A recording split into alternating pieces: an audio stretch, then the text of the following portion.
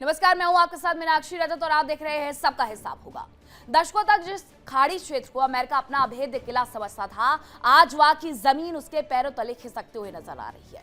Saudi अरब से लेकर के यूएई तक खाड़ी देशों का भरोसा वाशिंगटन से पूरी तरीके से उठ चुका है और कई अमेरिकी सैन्य बेस वीरान हो रहे हैं। उनकी जगह नई वैश्विक ताकतें ले रही है। कभी तेल की सुरक्षा के बदले सैन्य कवच देने वाला अमेरिका आज खुद सवालों के घेरे में है। ईरान ने जिस तरीके से अमेरिका और उसके सहयोगी देशों को दहलाया, उसने खाड़ी देशों को डरा करके रख दिया है।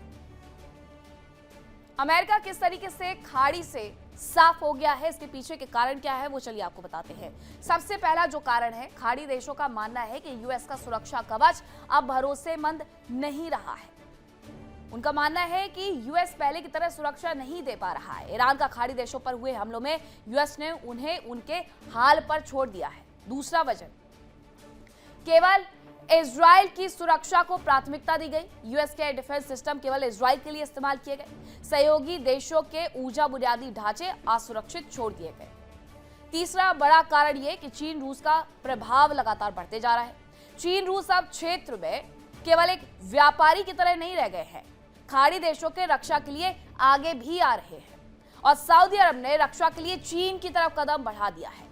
यूएई ने भी रक्षा के लिए रूस से हाथ मिला लिया है और अब डॉलर के बजाय युआन में व्यापार करने के बारे में सोचा जा रहा है, उसकी तरफ बढ़ा जा रहा है। चौथा कारण यह है कि एक तरफा सैन्य नीतियां, यानी कि यूएस ने खाड़ी सहयोगियों को दरकिनार किया। ईरान पर हमलों से पहले खाड़ी सहयोगियों को कोई सूचना नहीं दी गई।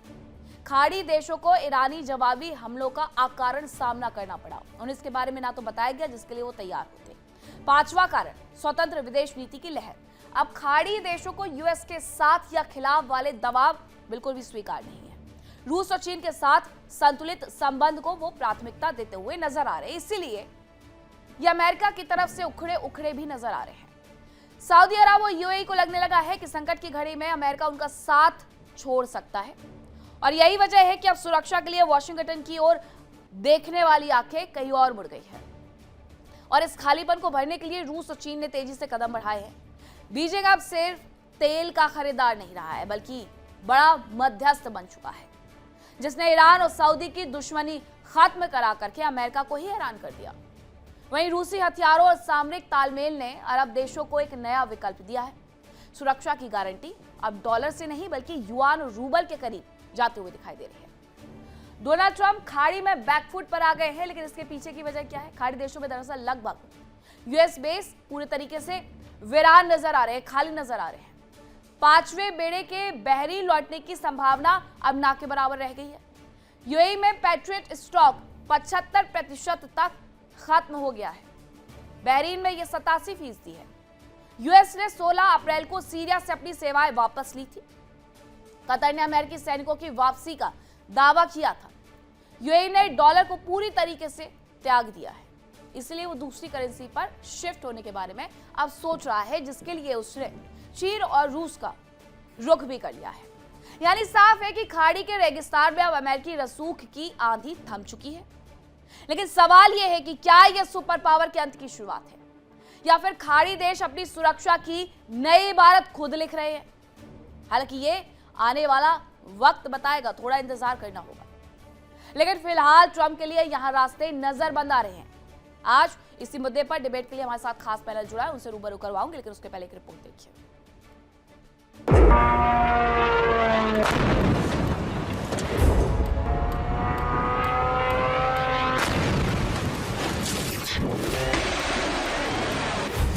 ईरान भड़का, खाड़ी से उखड़ गया अमेरिका।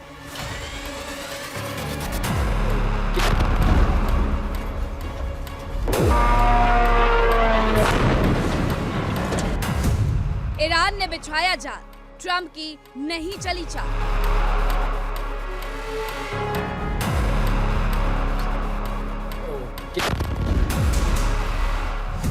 यूएस सैन्य बेस क्लोज, ट्रंप को मिला डोज।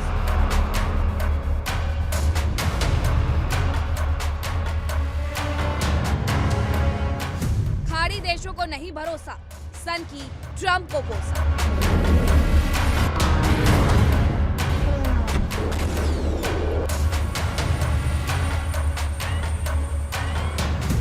यूएस साइडलाइन, सुरक्षा के लिए रूस चीन का है।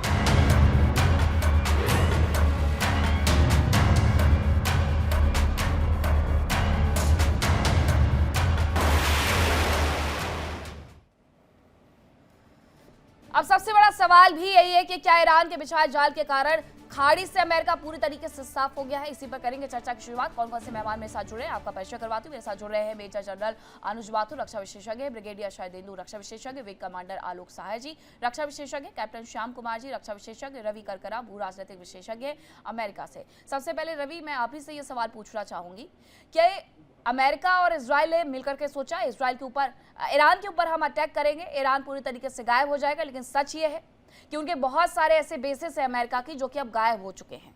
तो क्या अमेरिका से इसीलिए किनारा करते हुए बाकी मिडिल ईस्ट के देश नजर आ रहे हैं, क्योंकि उन्हें जो उम्मीद थी कि अमेरिका उनका सहयोग करेगा, अमेरिका उनके साथ खड़ा रहेगा, वैसा अमेरिका की तरफ से बिहेव नहीं किया क्या?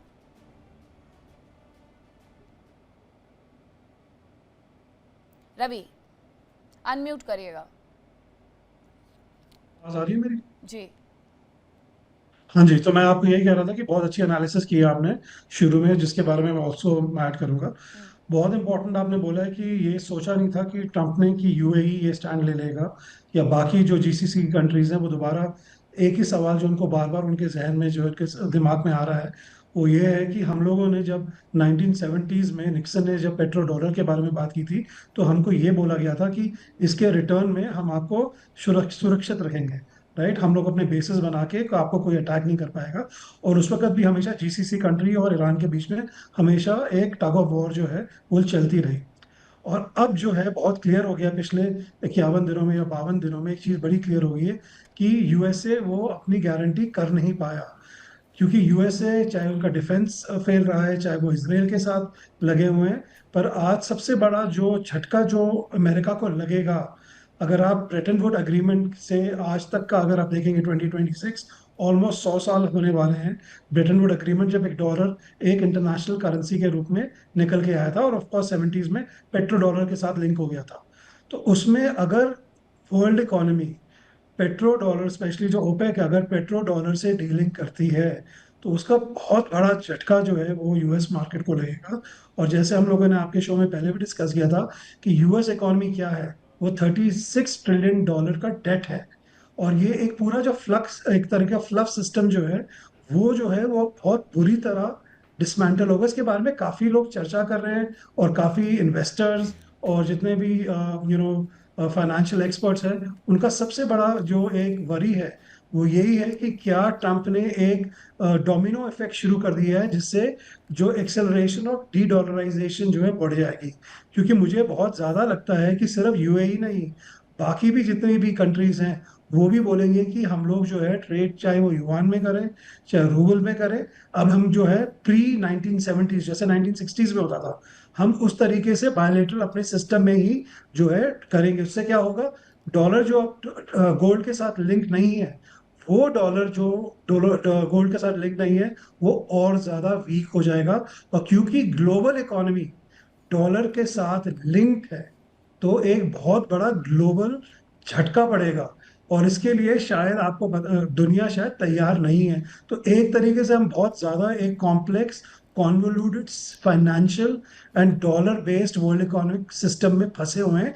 और इसकी सबसे इंपॉर्टेंट शुरुआत की थी 1970s में, जब ईरान ने, सॉरी लेटर 1990s में ईरान ने जब ईयू के साथ यूरो में ट्रेड करना शुरू किया था।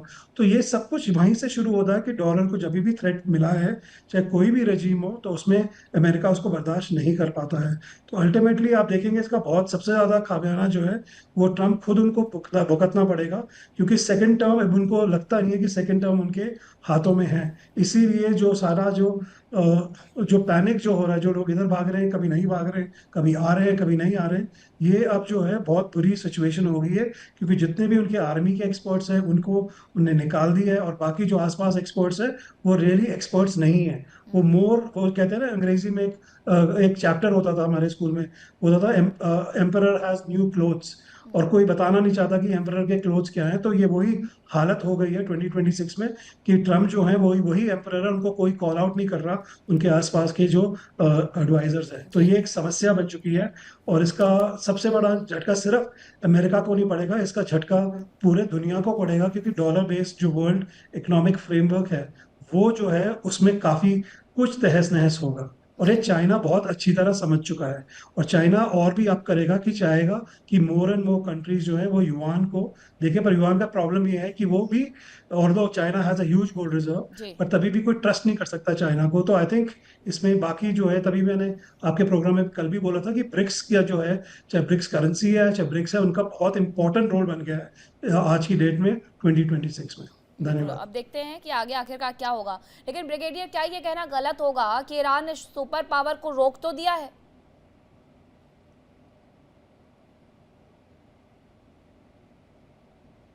ब्रिगेडियर, आप ही से मेरा ये सवाल है, आपको आवाज मिल रही है मेरी?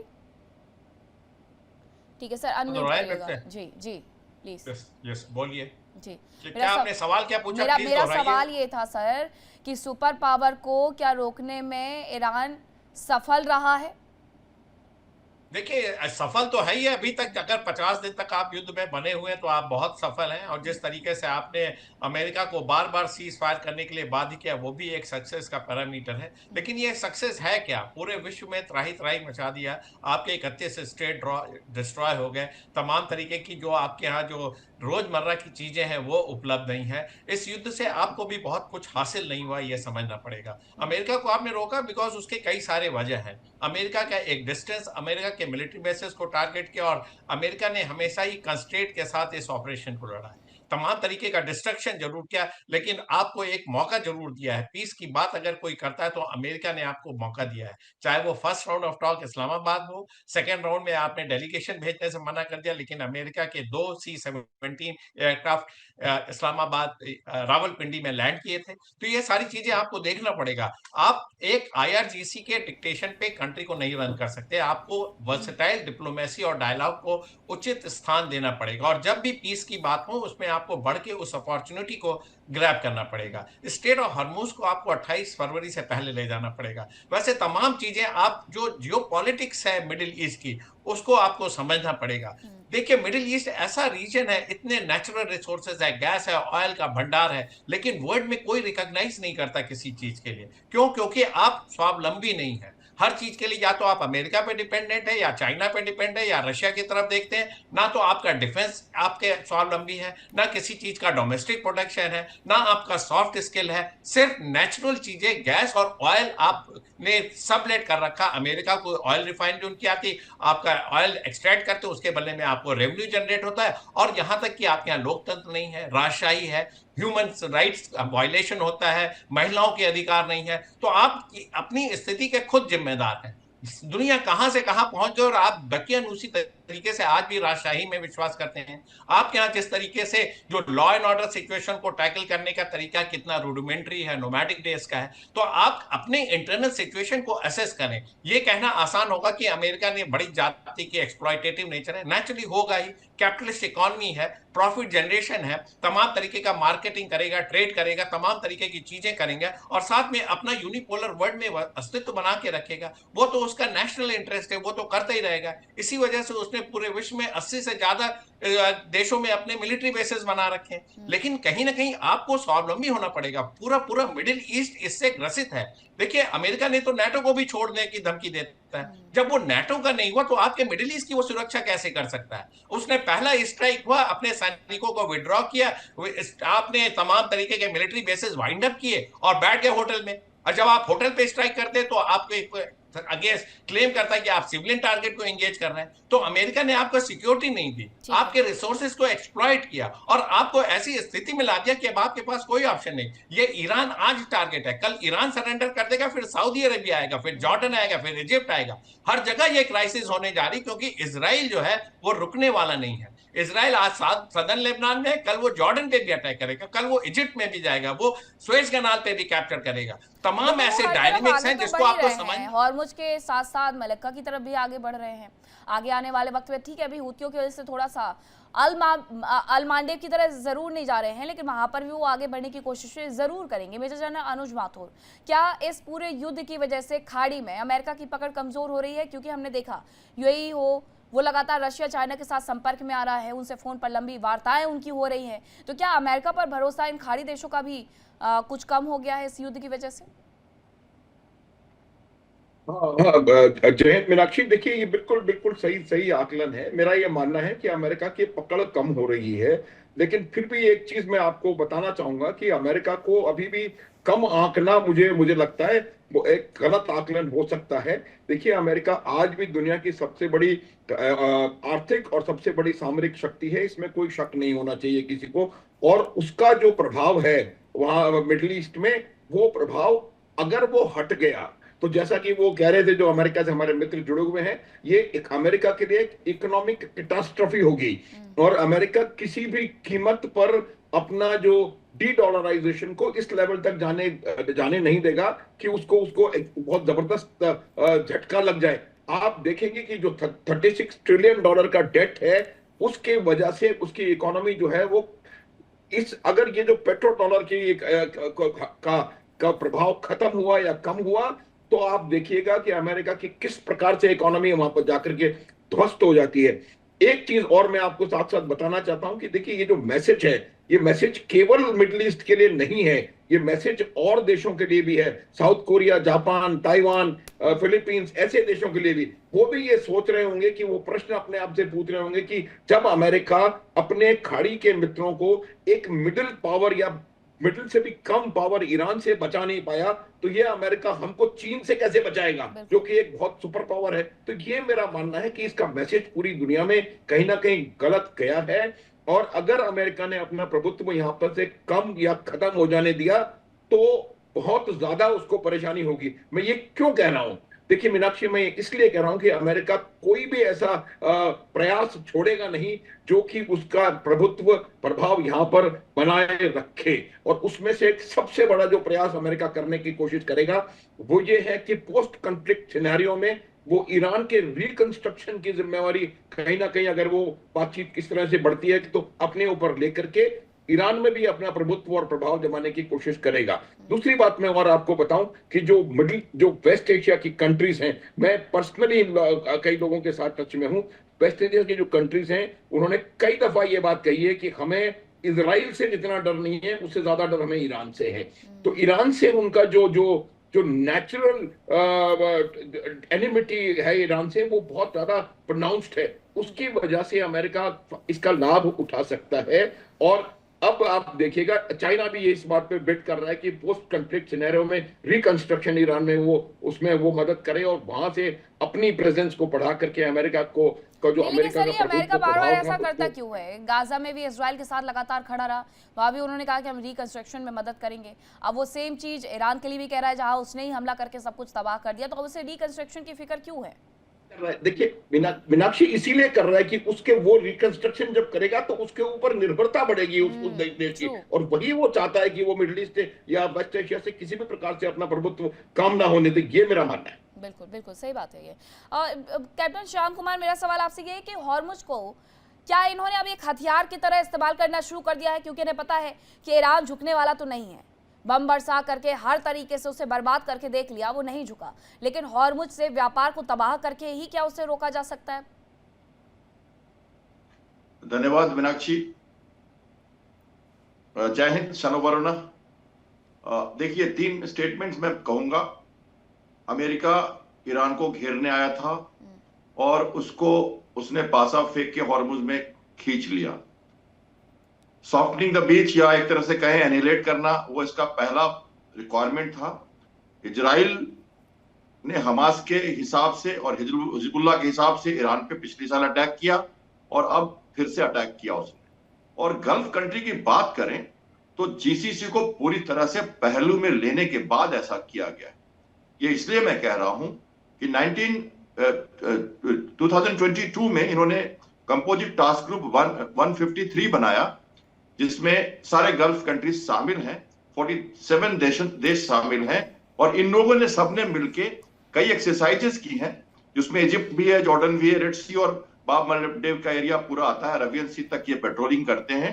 एंटी पैरासी प्लस हूती के अगेंस्ट में ऑपरेशन प्रॉस्पेरिटी गार्डियन के दौरान सभी देशों ने मिलकर काम किया, और कई ऐसे एक्सरसाइज इन्होंने इस गल्फ में किए जिसके अगेंस्ट में ईरान को डर के मारे 20 से ज्यादा एम्फीबियस लैंडिंग करनी पड़ी। एक जो शिप उनका श्रीलंका में और लवान बुशहर ये है, ये लैंडिंग क्राफ्ट शिप था, एम्फीबियस असॉल्ट शिप। उन्होंने 20 से ज्यादा इनको तैयारी की कि कहीं एम्फीबियस लैंडिंग जब करेगा ईरान के ऊपर अमेरिका तो क्या होगा। ये ब्लॉकेड प्लान्ड था और ये पूरी तरह से निर्धारित करके किया गया है, इसके लिए तैयारी की गई है, और इसके लिए ही ये जमावड़ा बनाया गया है, क्योंकि ब्लॉकेड किया जाता है बड़े जमावड़े के साथ। चौथा जो आर्टिकल में लिखा हुआ है blockade, it should be effective wherewithal, आपकी माइट होनी चाहिए तभी आप ब्लॉकेड कर सकते हैं, और इफेक्टिव होना चाहिए, मतलब पूरी तरह से इफेक्टिव होना चाहिए। वो जो कहेगा वही होगा, मतलब अश्वमेध यज्ञ, घोड़ा आपने छोड़ दिया, जो पकड़ेगा वो मारा जाएगा, या तो आप उसकी सोवरेनिटी को एक्सेप्ट करो। तो ये ब्लॉकेड का ये मतलब होता है। फिलहाल उन्होंने बाहर से किया हुआ है, और मनामा में आप जो कह रहे हो, जो वहां पे कंपोजिट टास्क ग्रुप 59 बनाया गया है 3 साल पहले, उसमें सारे अनमैन्ड बोट्स हैं जो मनामा में हैं, अभी वो बाहर नहीं है। और कोई बड़ा शिप पीटरसन और मर्फी आया और चला गया अपनी मसल्स दिखा के माइंस के साथ, और वो कोई आएगा नहीं अंदर, उसकी जरूरत ही नहीं पड़ेगी, क्योंकि माइन स्वीपर्स अब नजदीक से स्वीपिंग नहीं करते। ये 4 माइन स्वीपर्स उठा के लेके चले गए थे, और अमेरिका और बाकी 4 माइन स्वीपर्स जो ऑपरेशनल हैं उनको मलाक्का में, सिंगापुर में रखा हुआ है अभी भी। पहले वो गए थे मलेशिया, बाद में सिंगापुर ले जाया गया। यहाँ कोई जरूरत नहीं है उन चीजों की। अब मॉडिफाइड माइन स्वीपर्स आते हैं भारत में, माइन स्वीपर्स 2017 के बाद से नहीं है, हम मॉडिफाइड माइन स्वीपर्स बना रहे हैं। 40,000 करोड़ में गोवा से हम बनाएंगे, लेकिन अब नए माइन स्वीपर्स वैसे नहीं होंगे जैसे दूसरे होंगे। वो डंकिंग सुनार के साथ हेलीकॉप्टर दूर से माइन स्वीपिंग। और मैं बताऊं आपको सऊदी अरेबिया की और यूएई की बात, जैसे आप कह रहे हो, दोनों के दोनों ऊपर से ये कह रहे हैं कि हमें अब विश्वास नहीं है। लेकिन मैं आपको बताऊं, कतार पे अटैक के बाद युद्ध बंद हुआ था पिछली बार, और इस बार कतार से शुरू हुआ। 6 देशों को एक साथ मारा उसने, और स्टेट ऑफ हॉर्मुज को बंद किया। ये पासा था ईरान का, अमेरिका का, ये उसे मालूम था कि होगा। उसने उन्हीं लोगों को हटाया जिसकी जरूरत थी, बाकी सबके सब रेडी थे, उन्हें तो कंट्रोल करना ही था इसको। रियाद डिक्लेरेशन देखिए आप, बहरीन का यूनाइटेड नेशन में जाना देखिए आप, यूएई का कहना कि आप मुझे माइंस हटाने दो, मैं अब मिलिट्रली तैयार हूं। ये आज का स्टेटमेंट है, 2 दिन पहले की बात है। वो कह रहा है, एक्चुअली 2 दिन पहले नहीं, कई दिनों से वो माइन स्वीपिंग कर भी रहा है। अब वो मिलिट्रली रेडी हो रहा है कि मैं खुद माइन स्वीपिंग करूंगा, हटाऊंगा। अमेरिका का तो मनामा बहरीन में है ही, सऊदी अरेबिया का अपना बेस दे देना और मिलिट्री पोस्चरिंग करना कि अब मैं रेडी होऊंगा। साथ साथ दोनों ये भी कह रहे हैं, यूएई ने अपना एडनॉक जो है पाइपलाइन ओमान की खाड़ी में खोल दिया है 400 मीटर का, और यानूब पाइपलाइन जो है, ईस्ट वेस्ट पाइपलाइन जो है, वो रेड सी में सऊदी अरेबिया ने खोल दिया है। 30% दोनों की ऑयल सप्लाई ओमान की खाड़ी में, और डायरेक्टली ऑल्टरनेट रूट्स की बात कर रहे हैं लोग। ओमान चुपचाप बैठा रहता है, आपको पता ही है। ये इस पर भी मैं चर्चा करूंगी कि आखिरकार बाकी की जो कंट्री हैं वो आगे क्यों नहीं आई, ईरान की तरफ क्यों नहीं बढ़ी। लेकिन इसी बीच एक बड़ी खबर ये आ रही है, अमेरिकी मीडिया के हवाले से ये खबर है कि ईरान अमेरिका बातचीत पर बड़ा संकेत मिला है। अमेरिकी राष्ट्रपति ट्रंप का बड़ा बयान सामने आया है कि शुक्रवार को ईरान से बातचीत संभव है। ट्रंप ने यह कहा 36 से 72 घंटों के अंदर ब्रेक थ्रू की उम्मीदें जागी हुई हैं। अगर ये बातचीत होती है तो क्या इसमें फिर से एक बार वही पुराने मुद्दे होंगे जिसके बारे में पूरी दुनिया जानती है? विंग कमांडर, देखिए, बातचीत में सबसे बड़ा व्यवधान अभी जो है वो ये है कि ईरान की तरफ से क्लैरिटी नहीं है कि ईरान को कौन रिप्रेजेंट कर रहा है। अभी खबरें आई हैं विदेशी अखबारों से, वॉल स्ट्रीट जर्नल से भी खबरें आई हैं, अभी तक मुस्तफा खुमैनी का कोई भी लाइव वीडियो नहीं आया। वो किस हालत में है, क्या वो कंट्रोल, उनका पिक्चर, उनका एआई वीडियो डाल करके वो अपने बार बार अपने जो स्टैंड ले रहे हैं उसको दर्शा रहे हैं कि जैसे मुस्तफा खुमैनी का उसमें सहमति है, उनके बैकिंग है। लेकिन अभी तक कहीं भी वीडियो लाइव नहीं आया है। ऐसा माना जाता है कि उनके शरीर जो है वो शायद इस लायक नहीं है कि वो अपना पब्लिक अपीयरेंस कर सकें। तो क्या वो पॉलिटिकल डिसीजन लेने की भी स्थिति में है कि नहीं, ये भी एक संदेह उत्पन्न करता है। दूसरी बात यह है कि अब वहां पर जो 3-4 धड़े हैं वो अलग अलग तरह के हैं। पेजिशकियान जो है वो थोड़ा काफी सॉफ्ट है। पेजिशकियान का यह मानना था कि ईरान को अपनी हालत बचाने के लिए थोड़ा हमको झुक करके अभी इस समय संधि करना चाहिए, ईरान के हित में ये रहेगा। गालिबाफ जो है जो स्पीकर है ईरान के, जिनको अभी आगे रखा गया है, ये आईआरजीसी के भूतपूर्व कमांडर रह चुके हैं और ये हार्ड लाइनर है, इन पर आईआरजीसी को विश्वास है, इसलिए आईआरजीसी ने इनको आगे रखा हुआ है। ये दूसरे आईआरजीसी धड़े को रिप्रेजेंट कर रहे हैं। अब ये जो अरागची है वो समवेयर इन बिटवीन है। तो अरागची का जो है वो कभी अब दोनों साइड, उधर अगर पलड़ा भारी होगा तो उधर चले जाएंगे, इधर पलड़ा भारी होगा तो इधर चले आएंगे। अभी तक अरागची का ऐसा कि वो गालिबाफ के ही साथ है और आईआरजीसी जो है वो 2-3 धड़ों जो को ऐसा लग रहा है कि आईआरजीसी कंट्रोल कर रही है। तो अभी अमेरिका ने जो अभी सीज फायर जो एक्सटेंड किया है उसमें साफ साफ अमेरिका ने कहा है कि वो यह टाइम इसलिए दे रहा है कि ईरान में कम से कम एक सहमति बने कि कौन ईरान को रिप्रेजेंट करेगा, क्योंकि अलग अलग जगहों से अलग अलग नेताओं से बात करने पर अलग अलग तरह के कंसेशन और अलग अलग बातें सामने आ रही हैं। तो इस पर निर्णय लेना भी समझौते के टेबल पर बहुत ही डिफिकल्ट हो जाएगा। तो ईरान पहले एकजुट होकर के एक मत लेकर के आए बैठे कि वो कितना कंसेशन करेगा कितना नहीं करेगा। एक तरफ वो बोलते हैं कि ये 2 चीज पर कंसेशन नहीं करेंगे, दूसरी तरफ अनऑफिशियल जब टॉक होती है तो वहां पर कुछ बातों पे वो कंसेशन देने को तैयार होते हैं। देखना होगा कि बातचीत को लेकर के ईरान पहले तैयार नहीं था। ईरान की तरफ से साफ ये कहा गया था हॉर्मुज के मुद्दे पर कि हॉर्मुज से आप नाकेबंदी हटाइए, उसके बाद ही हम बातचीत के टेबल पर आएंगे। तो ईरान क्या रणनीतिक रूप से फेल रहा है रवि? और अमेरिका भी साथ में, ये भी बताइएगा, क्योंकि अमेरिका ये स्ट्रेटजी बना रहा था कि हम बुलाएंगे, शर्तें लगाएंगे और सब आकर के बैठ जाएंगे, लेकिन ना अमेरिका खुद आया, आधे रास्ते से अपने प्लेन वो वापस लेकर के चले गए। ईरान तो पहले से तैयार नहीं था। तो इसमें रणनीतिक तौर पर फेल कौन रहा? देखिए मीनाक्षी, मेरे सवाल जी जी क्या मीनाक्षी, आई थिंक बहुत आपने इम्पोर्टेंट सवाल किया, क्योंकि देखिए आज की डेट में अमेरिका की कोई फॉरेन पॉलिसी है नहीं। ठीक है, ये आपको समझना पड़ेगा कि पहली बार हुआ है कि अमेरिका बिल्कुल क्लियर नहीं है कि उनकी फॉरेन पॉलिसी यू के लिए क्या है, जीसीसी के लिए क्या है, इंडिया के लिए क्या है। उनको बस ये जो अभी चल रहा है एक तरीके का बहुत ही अटपटा जो चल रहा है इसका, कि आप पाकिस्तान को बीच में बिच्छू बना के उसको लगा के बीच में आप पीस बना रहे हैं। मतलब कि आज तो वैसे भी पुलवामा का पूरा एक 1 ईयर एनिवर्सरी है, तो आप उस देश को आप पीस का मैसेंजर बना रहे हैं और उसको पोर्ट्रे कर रहे हैं दुनिया को। उनसे बेटर कोई पीस वाला हो नहीं सकता। That should tell you very clearly कि आपको उससे पता लगना चाहिए कि अमेरिका की आज की डेट में फॉरेन पॉलिसी या ग्लोबल सिक्योरिटी स्ट्रैटेजी क्या है। तो as long as GCC is concern, क्योंकि वो ज़्यादा इसराइल पे डिपेंडेंट है, जो इसराइल कह रहे हैं वही करना चाहते हैं, तो आई थिंक उसमें आज बुरी तरीके से फंस चुके हैं। क्योंकि 1 साल पहले जब ट्रम्प गए थे, आपको याद है कि उनका बहुत ज़्यादा स्वागत हुआ था सऊदी अरेबिया में, फिर कतार में सोने के कारपेट बिछाए गए थे, तो बहुत यूफोरिक कमिटमेंट्स निकल के आई थी। आज की डेट में वो पूरी बहुत बड़ा एक क्वेश्चन, एक प्रश्न चिन्ह बन चुकी हैं कि क्या जीसीसी कंट्रीज ट्रेड, ऑयल और बाकी जो है अमेरिका के साथ करेंगी, specially on geopolitics. I think that is going to be बहुत बड़ा एक इशू है। Similarly with NATO, what we are saying right now, अगर आप देखें उसमें भी नेटो कह रहा है कि अगर अमेरिका को जाना है तो फिर वो जाए, क्योंकि हम लोग अपनी दूसरी स्ट्रैटेजी बनाएंगे। तो I think finally I would say कि I wish I had the right answer, क्योंकि ट्रम्प के दिमाग में क्या चल रहा है, एडमिनिस्ट्रेशन की दिमाग में क्या चल रहा है, वो बहुत डिफरेंट है। एंड इसमें अमेरिका को थोड़ा अलग समझना पड़ेगा, क्योंकि America both Republican and democratic जो बेस है वो काफी ज्यादा नाराज है ट्रम्प से, काफी चीजों में नाराज है, स्पेशली जीसस क्राइस्ट को अपने आप को दिखाने में। दूसरा जो डेमोक्रेट्स है वो तो बिल्कुल ही पागल हो गए। जो 60 दिन की जो डेडलाइन है जो सर ने अभी बोला है वो बहुत क्रूशल है, इसीलिए इनने बोला कि मैं इसको सीज फायर को को एक्सटेंड करता हूँ। That is a very interesting thing, क्योंकि ट्रम्प नहीं करेगा otherwise. So we will basically see कि देखिए ईरान और का बहुत ज्यादा नुकसान हो चुका है। I hope they can rebuild themselves, चाहे कोई भी इशू हो। चाइना गेम खेले जा रहा है, रशिया भी इंजॉय कर रहा है।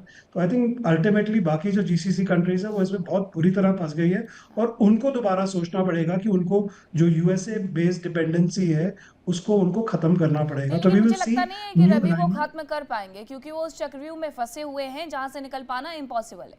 अगर उन्होंने कोशिश भी की तो अमेरिका वही हश्र करेगा जो ईरान का कर रहा है वो। ठीक, it is very different world, right. वो दोबारा नहीं कर सकता क्योंकि इंडिया का रोल बहुत इंपॉर्टेंट है। मैंने आज सुबह भी एक ट्वीट किया था कि लोगों को भूलना नहीं चाहिए कि जीसीसी में 10 मिलियन भारतीय रहते हैं। तो आप सिर्फ ये बोलें कि वो जीसीसी कंट्रीज में ही अटैक हो रहा है, अगर आप यूएई में भी उठा लें तो कितने बैठे हुए हैं हमारे देश के लोग। तो this has to be understood from accountability perspective. That's why जो हमारे ईएएम है वो गए थे, क्योंकि बहुत इंपॉर्टेंट है कि हमारा डायस्पोरा पूरा बैठा हुआ है। तो ये अब लोग भूल जाते हैं कि वो सोचते हैं कि सारे एमिराटी हैं। नहीं, सिर्फ 10% है। आप कतार को उठा लीजिए, आप Saudi is the only most populated, right, in terms of densely populated. बाकी जगह तो इंडियंस बैठे हुए हैं। तो इसीलिए आप कोई भी नेगोशिएशन जो है सिर्फ आप ईरान, यूएसए और पाकिस्तान नहीं कर सकता। नहीं कर इसमें सकते। बाकी एक्टर्स अभी काम कर रहे हैं, और अभी सामने जाके वो निकल के आएगा। कोई बात नहीं, लेकिन अमेरिका की इशारों पर कोई और नाच भी तो नहीं सकता है ना पाकिस्तान के अलावा। दिक्कत ये है कि अमेरिका बोलेगा तेहरान चले जाओ, फिर अमेरिका बोलेगा तेहरान से यहाँ आ जाओ, फिर वहाँ चले जाओ, फिर उनसे मनाओ, फिर उनसे बातचीत करो। तो ये कोई और देश कर भी नहीं पाएगा ब्रिगेडियर शरदेंदु। लेकिन ये सबसे बड़ा सवाल है कि इन तमाम मिडिल ईस्ट की कंट्री पर हमले लगातार ईरान की तरफ से किए गए। ईरान ये कहता रहा कि उसने बेसिस पर हमले किए जो कि अमेरिका के थे, लेकिन उसके अलावा उसने बहुत जगह पर ऐसी ऐसी जगहों पर हमले किए जहां पर उसकी तरफ से ये कहा गया बाद में कि हमें ये खबर मिली कि अमेरिका के सैनिक वहां पर रुके हुए हैं, जो होटल्स थे, खासतौर पर बहरीन की हमने एक तस्वीर दिखाई थी। तो ये जो तस्वीरें सामने आई उसके बाद उनकी प्रॉपर्टी, मिडिल ईस्ट की देशों की प्रॉपर्टी पर भी हमले हुए हैं। लेकिन मिडिल ईस्ट कंट्री ईरान के खिलाफ हमले क्यों नहीं करते हुए नजर आती है? देखिए, मिडिल ईस्ट के डायनेमिक्स को आपको समझना पड़ेगा। मिडिल ईस्ट की जो जनता है वो आज की डेट में ईरान के साथ खड़ी हुई दिखती है, और जो वहां की मोनार्की है, वहां के जो शासन तंत्र हैं, जो एडमिनिस्ट्रेटर हैं, वो अमेरिका के साथ खड़े हुए हैं। तो जब आप में यहाँ जनतंत्र तो है नहीं, आपके यहाँ मोनार्की है, और मोनार्की अमेरिका के साथ खड़े होते हैं, लेकिन कोई भी मिडिल ईस्ट का सिटीजन अपने आप को हर्ट महसूस या थ्रेटन महसूस नहीं करता है ईरान के अगेंस्ट। बहरीन में इतना बड़ा स्ट्राइक ईरान ने किया, और वहां कितना बड़ा प्रदर्शन हुआ ईरान के सपोर्ट में। तो एक तरीके का जो एक वेस्टर्न मीडिया शिया सुन्नी की लड़ाई वहां पे एग्रीवेट करके दिखाना चाहता है, वो सक्सेसफुल होता हुआ नहीं दिख रहा है। सबसे बड़ा इजराइल और हमास के युद्ध में जो चीजें ब्लर्ड हुई हैं, वो शिया सुन्नी का जो गैप है वो ब्रिज हो गया है, वो काफी हद तक ब्रिज होता चला जा रहा है। और इसको वेस्टर्न मीडिया अब तक प्ले करता आ रहा था, लेकिन ये सक्सेसफुल नहीं हो रहा है। और जहां तक ईरान का देखिए सवाल है, ईरान अमेरिका के उन एलाइज को अटैक कर रहा है, क्योंकि उन्होंने अमेरिका को अपने यहाँ मिलिट्री बेसेस बनाने की अनुमति दी। वहां से देखिए, जो कहते हैं ईरान के स्कूली बच्चों पे हमला हुआ, वो कहां से हमला हुआ था? ये वो इन्हीं मिलिट्री बेसेस से हुआ है। ईरान की जो टारगेटिंग हो रही है वो इन्हीं मिलिट्री बेसेस से हो रही है। वो अमेरिका के पेंटागन से वहां से मिसाइल नहीं दागी जा रही है। आपको समझना पड़ेगा, या तो आपके अरेबियन सी से जा रहा है, या तमाम मिलिट्री बेसेस से हो रहे हैं, या आपने जो एयर बेसेस जॉर्डन में बना रखे, कहां से स्ट्राइक हो रही है। और इसी वजह से अमेरिका है पाकिस्तान को भी एक एक्सेस की तरह यूज कर रहा है। अगर उसको ये वाला फ्रंट पाकिस्तान से ईरान की तरफ का फ्रंट खोलना पड़ा, तो उसके भी एयर बेसेस यूज करेगा। सबसे बड़ी बात है, अमेरिका देखिए दो तरीके की चीजें करता है। एक तो पेंटागन के एक तरीके का political statement time to time Donald Trump देते हैं, जिससे कि एक स्मोक स्क्रीन वो क्रिएट करते हैं, और उसके हाइड में, उसके छुपाव में जो आपका सेंटकॉम प्लानिंग करता है, एडमिरल बार्ट कूपर जो प्लानिंग करते हैं, वो मेडिकुलस प्लानिंग करते हैं, उससे मिलिट्री हमले होते हैं। अमेरिका के तो स्टेटमेंट, डोनाल्ड ट्रंप के स्टेटमेंट को अगर आप ध्यान देंगे तो ये तो युद्ध होना ही नहीं चाहिए था, या तो सभ्यता ही खत्म हो गई होती अभी तक ईरान की। वो अलग डिफरेंट पॉलिटिकल स्टेटमेंट देते हैं, लेकिन आपको सेंटकॉम की प्लानिंग को ध्यान में रखना होगा। ब्लॉकेट का किसी ने अंदेशा नहीं लगाया था, सडनली इट क्रॉप्ड अप। किसी ने नहीं उम्मीद की थी कि फर्स्ट राउंड के टॉक में 2 डिस्ट्रॉयर स्टेट ऑफ हॉर्मुज में घुस के इंटेलिजेंस गैदरिंग करेंगे, माइन स्वीपिंग करेंगे, और तमाम ऐसे छोटे बड़े डीपो पे कैप्चर करने की कोशिश करेंगे, या एक तरीके की इंफॉर्मेशन गैदरिंग करेंगे जिससे कि वहां फर्दर बिल्डअप किया जा सके। तमाम तरीके की 2000 आपके एम्फीबियस ट्रूप्स, 82 एयरबोर्न डिवीजन की तैयारी, तमाम जॉर्डन में एयर बेसेस बनाना। आज की डेट में देखिए 3-3 स्ट्राइक एयरक्राफ्ट जो है एयरक्राफ्ट कैरियर यहाँ पे मौजूद है। तो इतना बड़ा जमावड़ा जब वहां इकट्ठा हो रहा है तो अमेरिका तो पूरी तरीके से तैयार है तहस नहस करने के लिए ईरान को। लेकिन ईरान का जो डिसेंट्रलाइजेशन है आईआरजीसी का, उसके कुर्द फोर्सेस का, आज की डेट में देखिए मोसाद की कोई बात नहीं कर रहा है ईरान में। कहां चला गया मोसाद और सीआईए का नेटवर्क? क्योंकि कुर्द फोर्सेस ने बाहर में जो इनके जो बेसेस थे उसको एक्टिवेट कर रखा है। कुर्द फोर्सेस जो है पूरे पूरे मिडिल ईस्ट के जितने अमेरिकन मिलिट्री बेसेस हैं उनकी इंटेलिजेंस गैदरिंग के साथ उनको स्ट्राइक कर रहा है। और ये चीजें आज की डेट में अमेरिकन बेसेस नहीं आइडेंटिफाई कर पा रहे हैं। और साथ में जिस तरीके का इंफॉर्मेशन चाइना दे रहा है, जिस तरीके के उनके शिप्स, एयरक्राफ्ट, मिलिट्री बेसेस की ट्रैकिंग हो रही है, not only in this region, all over the world, China ने उनको मैप कर रखा है, हर एक चीज की टारगेटिंग है। और मिडिल ईस्ट के तमाम कंट्री जहां डिसैलिनेशन प्लांट है, जहां ऑयल रिफाइनरी है, इतने बड़े बड़े एकड़ एकड़ के इलाके कैसे आप फाइट करेंगे? कौन सा एयर डिफेंस उसको सिस्टम प्रोवाइड करेगा? और जबकि रिसोर्सेज है नहीं। और आज की डेट में अमेरिका का जो भी एयर डिफेंस सिस्टम था, देखिए सारा विड्रॉ करके इजराइल में डिप्लॉय कर दिया। उनके पास अगर इतने एयर डिफेंस सिस्टम थे तो सबसे पहले उन्हें अपने बेसिस को बचाने का काम करना चाहिए था, जो उनकी तरफ से नहीं किया गया। विंग कमांडर आलोक साय जी कुछ कहते हुए भी नजर आ रहे थे। सवाल मेरा सर आपसे ये भी है कि ये बहुत सारी खबरों में कहा गया था, हालांकि ये ईरानी मीडिया के हवाले से कहा गया था कि ज्यादातर जो यूएसए के बेस है वो हमने तबाह कर दिए हैं। तो क्या ये सच है कि जिस तरीके से, जिस फ्रीक्वेंसी के साथ वहां पर हमले किए गए थे ईरान की तरफ से, उसमें बहुत सारे बेसिस को नुकसान पहुंचा होगा लेकिन वो बंद हो गए? ये भी सच होगा?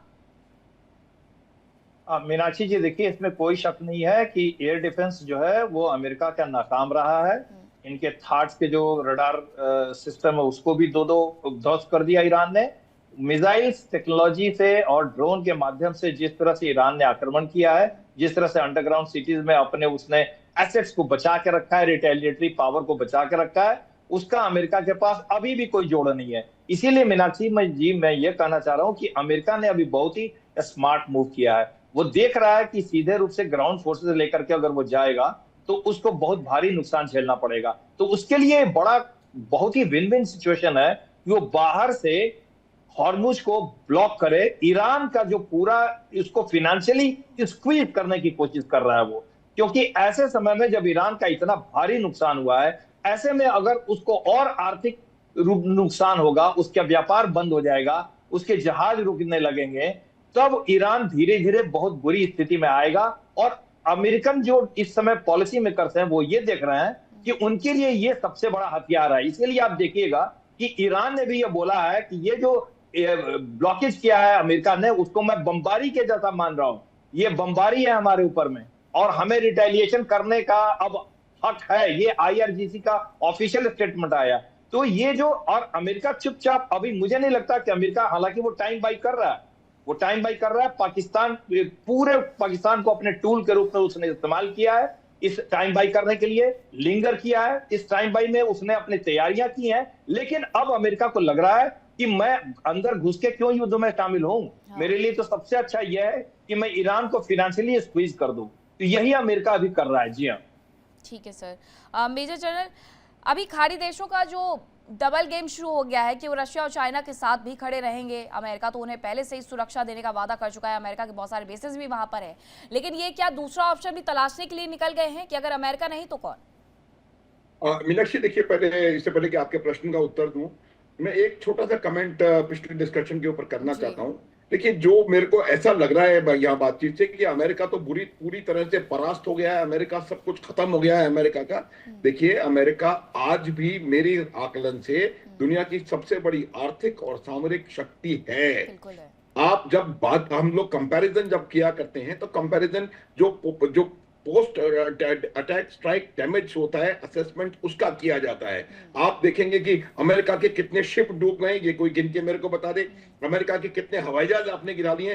30,000 सॉर्टीज करने के बाद अगर 7 हवाई जहाज गिरे, जिसमें से 5 आपने अपने आप गिराए हैं, तो किसको लाभ हो रहा है? कुछ दिन पहले भी यही बात मैंने आप ही के शो में कही थी। आप देखेंगे कि कितना ईरान को नुकसान हुआ है, वो ईरान के एयरफोर्स को कितना नुकसान हुआ है, ईरान के एयर डिफेंस सिस्टम कहां है। हम बार बार बात कर रहे हैं अमेरिका के दो थार्ड खत्म हो गए या एक पेट्रियट खत्म हो गया।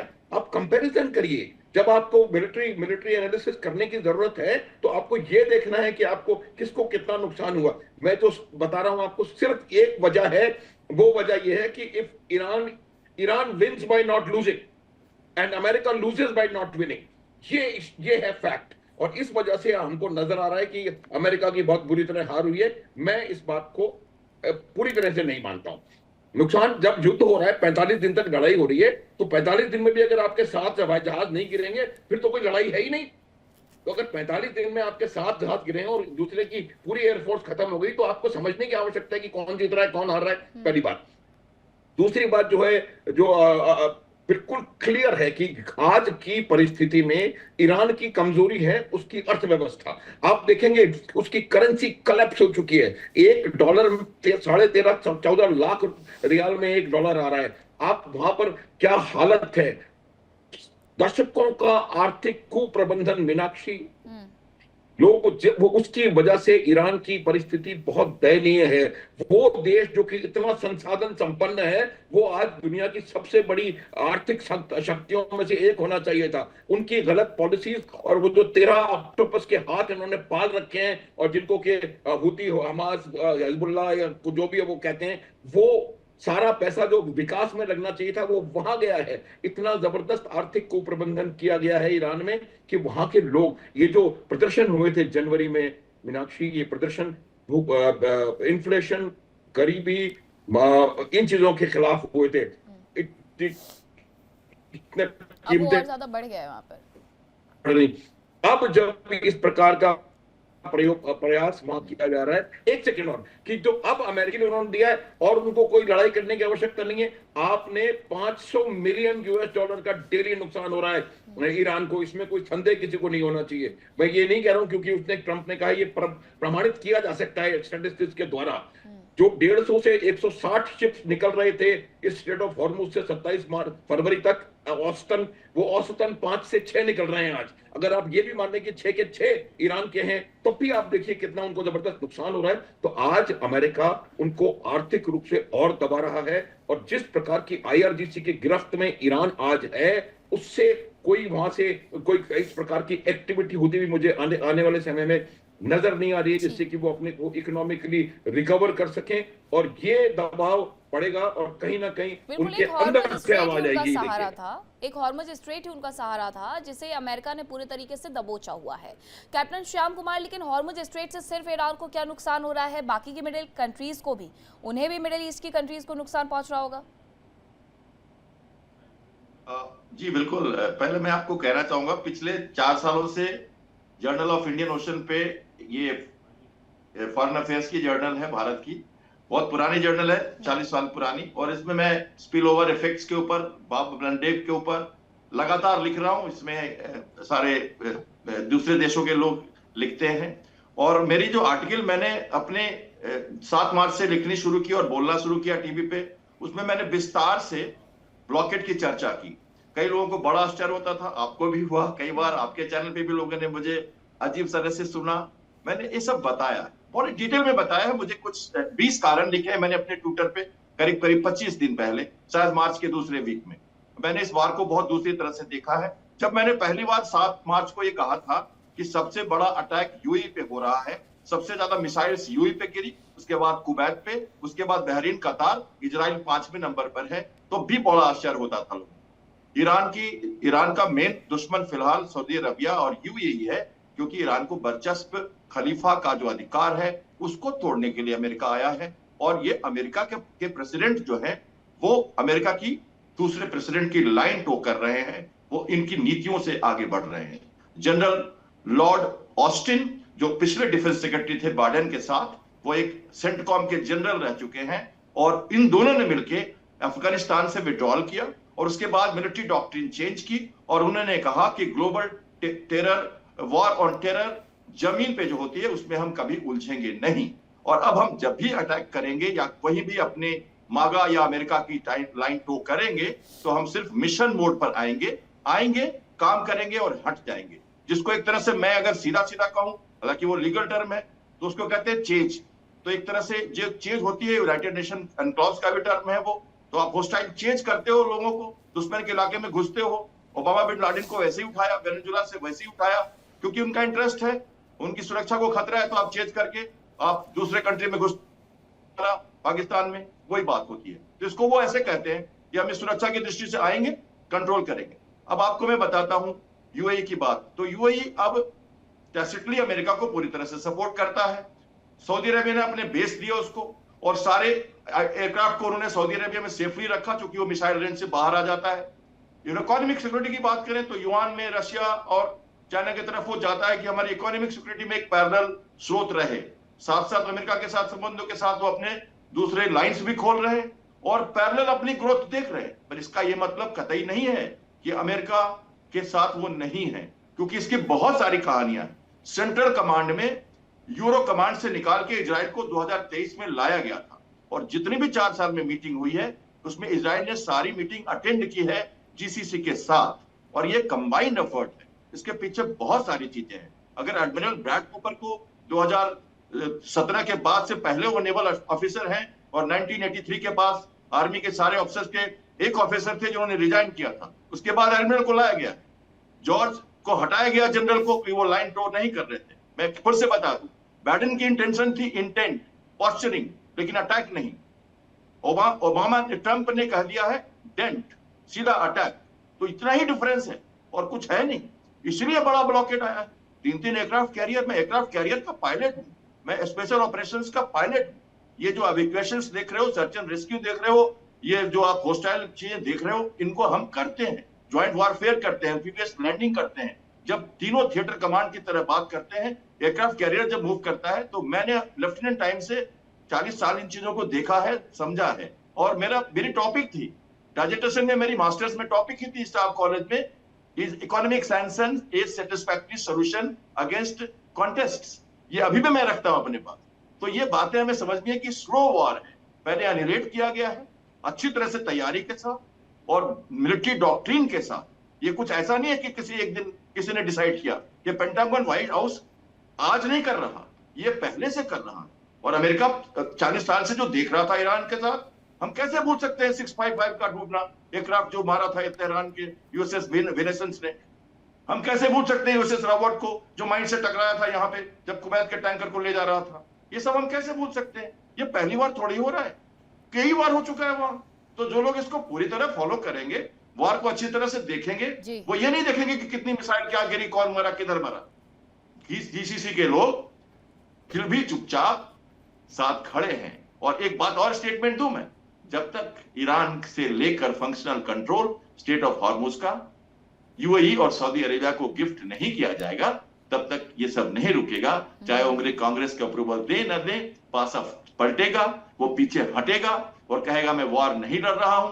यूनाइटेड नियमों को तो दरकिनार करने के लिए वैसे भी डोनाल्ड ट्रंप जाने जाते हैं। जरा ये बताइएगा कि अमेरिका के लिए ये सिरदर्द भी नया खड़ा हो गया कि ईरान के साथ युद्ध की शुरुआत की थी, लेकिन उसके सहयोगी रशिया और चाइना जिस तरीके से उसका सहयोग करते हुए नजर आ रहे हैं, वो उनके सर का दर्द और ज्यादा बढ़ा रहा है। रवि, देखिए, ये सब कहानी कहने के लिए है। मैं आपको फिर से कहूं, यूरोपियन यूनियन और नाटो पूरी तरह अमेरिका के साथ खड़ा है, हाथी के दांत खाने की और दिखाने की ओर। यूरोपियन यूनियन के 15 मेंबरशिप्स, वहां क्या चल रहा है वो भी बताइएगा कि नाटो के साथ क्या ऐसा है, जैसा सर ने कहा, अभी कैप्टन श्याम कुमार ने कहा, और ये क्या नया सरदर्द है उनके लिए कि ईरान को उन्हें लगा था कि हमला करेंगे, 12-15 दिन में हरा देंगे, लेकिन 50 दिन तक युद्ध चलता रहता है और उसके बाद भी रशिया और चाइना लगातार सपोर्ट करते रहती है। तो वो दोनों देश भी इनके लिए सिरदर्द है। देखिए मीनाक्षी, क्योंकि मैं बिजनेस करता हूँ जीसीसी में और हमारी मैन्युफैक्चरिंग जो है फैक्ट्री वो अबू धाबी में लगने वाली थी, तो मैं आपको बिल्कुल practical from a business perspective बताता हूँ कि आज जो बिजनेस सेंटिमेंट है जीसीसी में वो बहुत लो है। क्योंकि मैंने आपको बताया था कि GCC is run by experts. पैसा जरूर शेख्स कंट्रोल करते हैं, but day to day living, the whole economy, वो सारी डायस्पोरा उसे रन करती है, उसको मैनेज करती है। आज वो डायस्पोरा जो है वो डरी हुई है, और मैं मजाक नहीं कर रहा, और काफी लोग बैठे हुए हैं। तो ये बोलना कि कुछ इम्पैक्ट नहीं हुआ है, ईरान की सबसे बड़ी गलती थी जो उन लोगों ने जाके सिविलियंस के एरियाज को टारगेट किया है। ये बहुत बड़ी गलती है।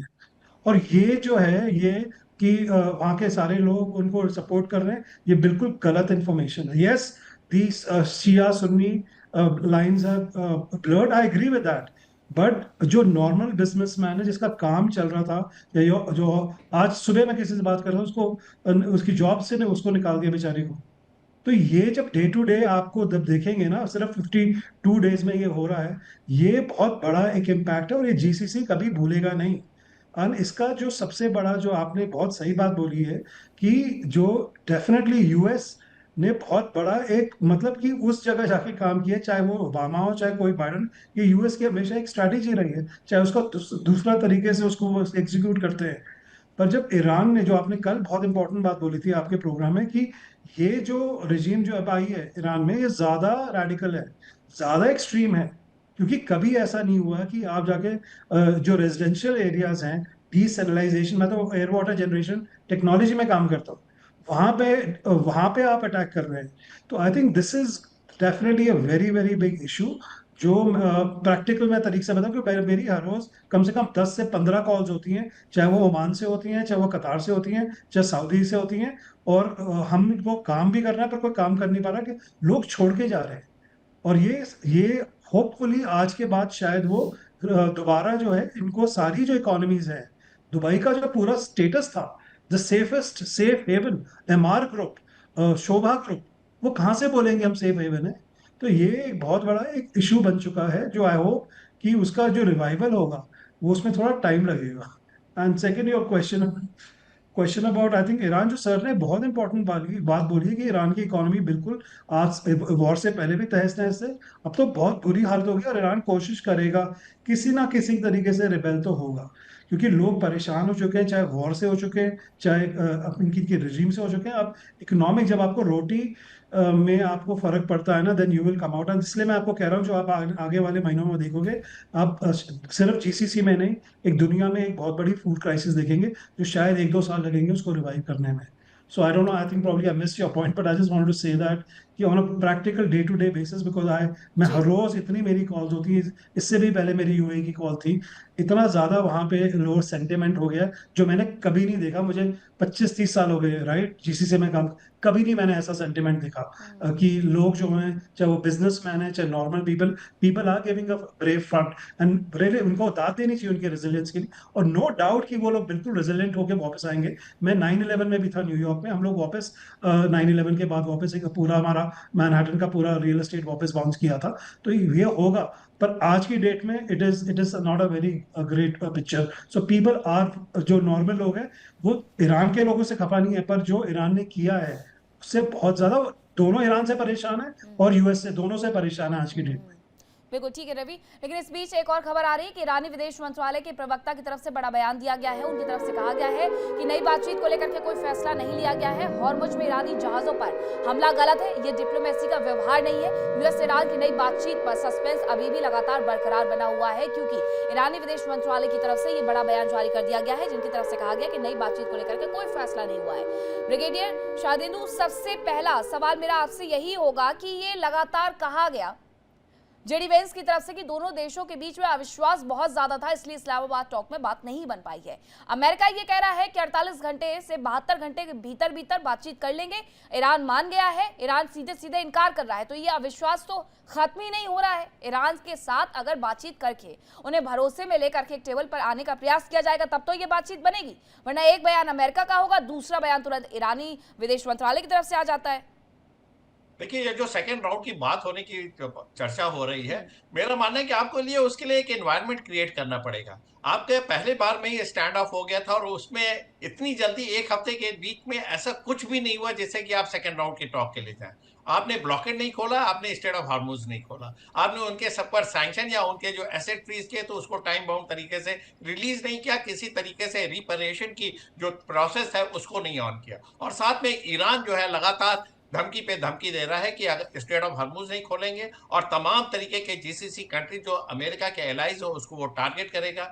Economy as it is GCC की वो तहस नहस करने में तुला हुआ है। क्यों वो यूएई को अटैक कर रहा है, क्यों कतर और बहरीन को अटैक कर रहा है और कुवैत को अटैक कर रहा है? क्योंकि वो अफेक्ट करता है अमेरिका को, वो अफेक्ट करता है तमाम जीसीसी नेशन को। एक जो लीग ऑफ नेशन आपने क्रिएट कर रखा है इस पूरे इलाके में, जो अमेरिका के पिछलग्गू बने हुए हैं अपनी नेशनल इंटरेस्ट को छोड़ के, उसके ऊपर वो अटैक करता है। और साथ में मिलिट्री बेसिस का थ्रेटनिंग है। और ये एक क्लियर कट मैसेज है पूरे विश्व में कि आपके 80 के 80 से ज्यादा जो आपने मिलिट्री बेसिस वर्ल्ड में बना रखे हैं, उसकी गारंटी कोई नहीं है। वो देश सतर्क हो जाएं जिन्होंने अमेरिका के मिलिट्री बेसिस पे पूरी पूरी अपनी डिफेंस की पॉलिसी बना रखी है। जब वो नाटो को नहीं सपोर्ट कर रहा है, नाटो कंट्री के अगेंस्ट चला जा रहा है, ग्रीनलैंड को कैप्चर करने की बात करता है, तो ये सब छोटे मोटे मिलिट्री बेसिस की वो कैसे सुरक्षा करेगा। और दूसरी तरफ चाइना तमाम टारगेटिंग है, आपके टारगेट फिक्स कर रखे हैं, वो छोड़ेगा नहीं, तमाम तरीके का अपडेशन है। तो इस सारी चीजों को समझना पड़ेगा। ईरान जिस तरीके से बोल रहा है, अपने स्टैंड में और स्टॉन्च होता चला जा रहा है, सपोर्ट है चाइना का और ईरान रशिया का, तमाम तरीके के इंफॉर्मेशन शेयरिंग है, तमाम तरीके के वॉर मटेरियल उसके पास आ रहे थे जो कि अमेरिका ने सीज कर दिया आज की डेट में, ब्लॉकेड की वजह से वहां जा नहीं पा रहे हैं। तो ईरान भी अपने आप को स्ट्रांग फुटिंग में, अमेरिका जीते ना जीते वो बहस का मुद्दा है ही नहीं। अमेरिका की आर्मी को अगर आप कंपेयर ईरान से करेंगे तो गलत वहीं हो जाएंगे। ऐसे तो अमेरिका ना तो वियतनाम में हारता, ना तो अफगानिस्तान में हारता। ये कंपैरिजन कि अमेरिका जीत रहा है ईरान हार रहा है, या ईरान हार रहा है अमेरिका जीत रहा है, ये गलत है। आपके मुद्दे क्या थे उस पर आप बात करिए। मुद्दे में कहीं अमेरिका किसी भी मुद्दे पे सक्सेसफुल नहीं हुआ। आज की डेट में 10 पॉइंट जो ईरान ने दिए थे उस पर बातचीत होती है, लेकिन जब वार्ता होती है अमेरिका अपने टर्म्स एंड कंडीशन लगा देता है। तो आप तो पहले या तो 10 पॉइंट को मानिए मत, आउटराइटली रिजेक्ट कर दीजिए जैसे अभी तक आप कर रहे थे, उसको आप डस्टबिन में डाल दीजिए। लेकिन जब आप एश्योरेंस देते हैं कि आपके 10 पॉइंट पे बात होगी, तो आप फिर उस पर बात से मुकर जाते हैं। कैसे कोई कंट्री अपना एनरिच्ड यूरेनियम अमेरिका को हैंड ओवर कर देगा? उसकी सॉवरेनिटी और इंटीग्रिटी का सवाल नहीं होगा? और क्यों नहीं वो यूएई को टारगेट करे जहां पे तमाम बिजनेस इन्वेस्टमेंट है अमेरिका का? क्यों नहीं वो टारगेट करेगा बहरीन को जहां तमाम तरीके की आपकी इन्वेस्टमेंट है, फाइनेंशियल आपने वहां पे इन्वेस्टमेंट कर रखा है? आज की डेट में हुआ क्या है? यूएई आर्टिफिशियली जो दुबई वगैरह है कोलैप्स हो गया है, रियल एस्टेट खत्म हो गया, इन्वेस्टमेंट गया, बैंकिंग से लोगों ने पैसे लगा के यूरोप में इन्वेस्ट करना चले गए, स्विट्जरलैंड में पैसे डाल रहे हैं, बिजनेस खत्म हो रहा है। क्या आपके देश में अभी तक दुबई या अबू धाबी में किस तरीके सेंट्रल दुबई से लेकर के तमाम जगहों के जो रियल एस्टेट मार्केट है वो पूरी तरीके से ठप हो गए हैं? विंग कमांडर आप कुछ कह रहे थे? कि देखिए बात बिल्कुल सही है, लेकिन ये कहना कि ईरान के कारण पूरा मिडिल ईस्ट तबाह हो गया है, और मिडिल ईस्ट की जो बातें ऑल्टरनेटिव कही जा रही है कि मिडिल ईस्ट अब अमेरिका से छट के अलग हो जाएगा, ऐसा नहीं होने वाला है। क्योंकि इस अभी जो सिचुएशंस है, मिडिल ईस्ट के पास ऑप्शंस क्या है? मिडिल ईस्ट के पास दो ही ऑप्शंस है, वो अमेरिका से और ज्यादा जुड़ेगा, और यस वो अमेरिका पर ओवर रिलायंस नहीं हो इसके लिए वो ऑल्टरनेटिव जो है रूट्स खोजेगा, अलायंस बनाएगा।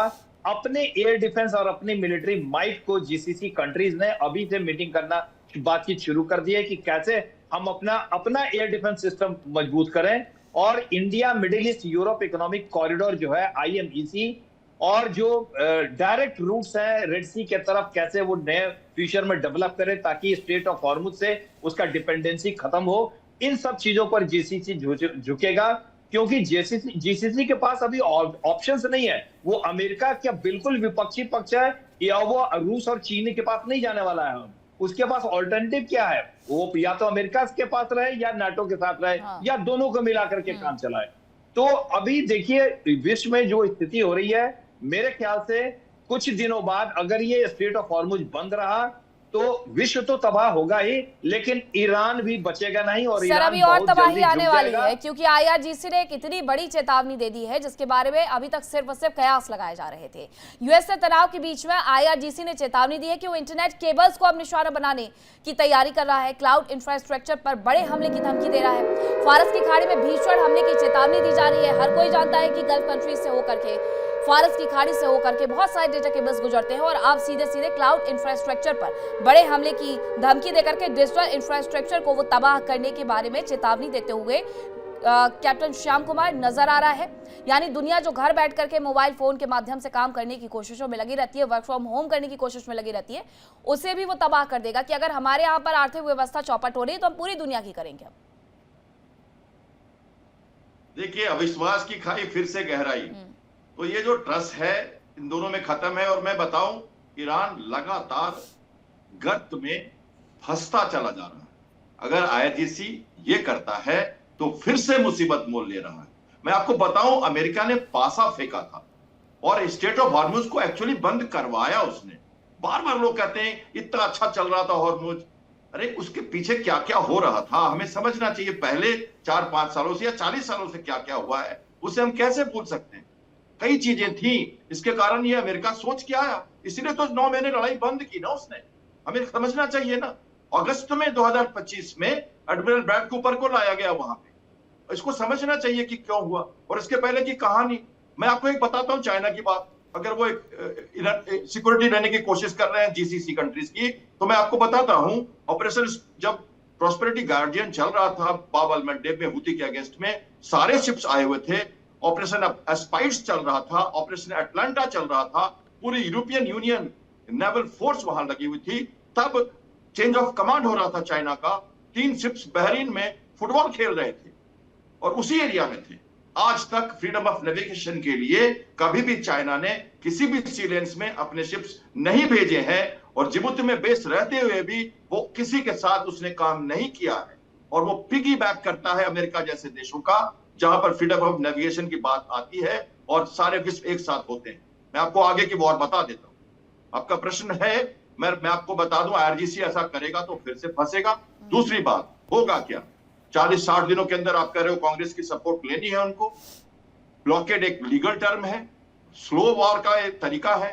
दूसरी आर्टिकल में मैंने कहा था catching Iran by jugular vein और बाय काम एंकर, शांत एंकर, मिरेकल बाय शैकल, ऐसे टर्म्स मैंने यूज किए करीब 1 महीने पहले से, कई चैनल में भी, लिखित में भी। ये क्या है इसको समझिए, यही तरीका है। आप पहले उसको दबाते हो, मारते हो, सुलाते हो, पैरासीटामोल देते हो, और उसके बाद ब्लॉकेट करते हो, कहते हो तुम अगर आओगे तो मरोगे। होगा क्या देखिए, जल्दी से कह देता हूं मैं।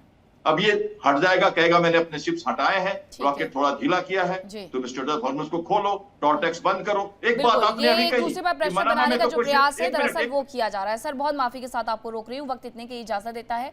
रुक रहे छोटे से ब्रेक के लिए बहुत धन्यवाद आप सभी का मेरे साथ चर्चा का हिस्सा बनने के लिए। लेकिन आप कहीं मत जाएगा, क्योंकि इंडिया डेली अब आपके स्वाद टीवी पर भी मौजूद है। इंडिया डेली 24/7 आप इन सभी प्लेटफॉर्म पर लाइव देखिए इंडिया डेली 24/7 अब आपके स्मार्ट टीवी पर। इंडिया डेली मौजूद है सभी डिजिटल प्लेटफॉर्म पर लाइव और लगातार। इंडिया डेली 24/7 हर दिन राष्ट्र को समर्पित।